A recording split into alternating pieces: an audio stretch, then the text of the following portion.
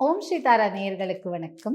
நாம சர்பன்டைனை பத்தி பார்த்தோம் இல்லையா? சர்பன்டைன் எதற்கெல்லாம் பயன்படுத்தும்னா, உடம்புல இருக்கும் டாக்ஸிக் திங்ஸ் அப்படின்னு சொல்லக்கூடிய நச்சுத்தன்மைகளை எடுக்கும். இப்போ நம்ம பாடியில ஏதாவது ஒரு நச்சுத்தன்மை இருந்தது அப்படின்னா, அந்த மாதிரியான நச்சை எடுக்கக்கூடியது. சர்பென்ட் அப்படின்னா பாம்பு, நாகம் அப்படின்னு ஒன்று அர்த்தம். இந்த நாகம் மாதிரி நச்சுத்தன்மையை கூட விளக்கக்கூடிய ஆற்றலை கொண்டது. இது எங்கே இருக்கணும்னு பார்த்தீங்கன்னா, கரெக்டாக நம்ம வயிறு, நாபி அப்படி இருக்கணும். வெறும் ஸ்டோன்ஸாக பார்த்தோம். இது இந்த மாதிரி 2 சைட்லேயும் கொக்கி போடுற மாதிரி நாம் போட்டிருக்கோம்.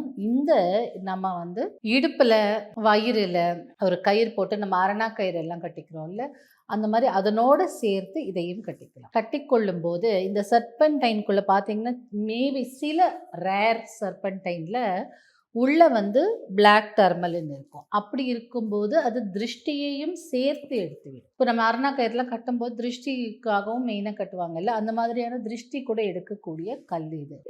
நிறைய பேர் கேட்குறாங்க, சர்பன்டைன் நீங்கள் சொல்கிறீங்க, இது வயிற்று யூட்ரஸ் பிரச்சனை எல்லாம் தீர்க்கும்னு சொல்கிறீங்க, இது பெண்களுக்கு மட்டும்தானா அப்படின்னா அப்படி கிடையாது. யூட்ரஸ் பிரச்சனைங்கிறது பெண்களுக்கு இருக்கும், ஆண்களுக்கும் சில வயிறு உபாதைகள், திருஷ்டி கோளாறுகள் அந்த மாதிரி எல்லாம் இருக்கும்போது இது பெருமளவில் உதவும்.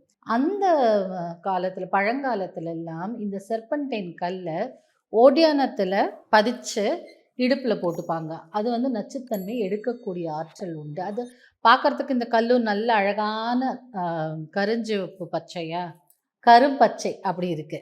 அந்த மாதிரி ஒரு அழகான கல்.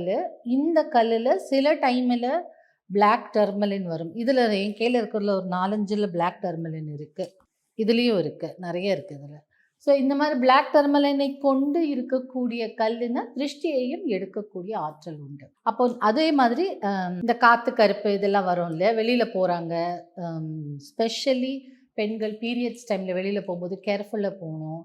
ஏதாவது அண்டிடும் அப்படிலாம் சொல்லுவாங்கள்ல, அந்த மாதிரியான விஷயங்களுக்கு கெட்ட என்டிட்டிஸ், அதாவது எதிர்மறை ஆற்றல் நமக்குள்ளே வர்றதுக்கு, ஒரு தீய சக்தி நம்ம கிட்ட வராமல் தடுக்கக்கூடிய ஆற்றலும் உண்டு. ஏன்னா இதில் பிளாக் டர்மலினும் உள்ள ஒரு லைன்ஸ் மாதிரி ஏதாவது வந்திருந்ததுன்னா டெஃபினட்டாக அது டபுள் ப்ரொடெக்ஷனாக இருக்கும் நம்மளுக்கு. ஸோ இதை கயிறு போட்டு அரணா கயிறு மாதிரி கட்டிக்கிறதுக்கு 2 பக்கமும் வளையம் கொடுத்து செஞ்சுருக்கோம். இதை ஈஸியாக நம்ம 2 பக்கத்தில் கயிறை போட்டு வயிற்றுல கட்டிக்கலாம். இரவு படுத்து கொள்ளும் போது என்ன பண்ணணும்னா, இந்த கல்லை கரெக்டாக நாபி மேலே ஒரு 5 நிமிஷம் வச்சுட்டு நீங்கள் தூங்கிடலாம்.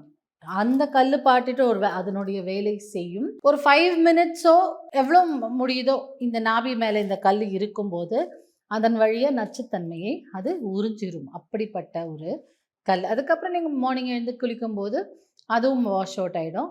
கொஞ்ச நாள் போட்டிருக்கலாம், அதுக்கப்புறம் கொஞ்ச நாள் கழட்டி வைக்கலாம். திரும்ப நீங்கள் பௌர்ணமி இல்லை அப்போது இது நிலா வெளிச்சத்தில் எனர்ஜைஸ் பண்ணி போட்டுக்கலாம். இல்லை செலினைட் பிளேட் மேலே வச்சு எனர்ஜைஸ் பண்ணி போட்டுக்கலாம். உங்கள் இஷ்டம் தான். இல்லை போட்டுகிட்டே இருக்கணும்னா போட்டுகிட்டே இருங்க. ஆனால் குளிக்கும் போது உப்பு தண்ணி போட்டு குளிச்சுக்கோங்க. அந்த மாதிரி இதை நீங்கள் ரொட்டீனாகவே டெய்லியே போடும்போது நச்சுத்தன்மை, கெட்ட சக்திகள் நம்மளை அண்டாமல் இருக்கும்.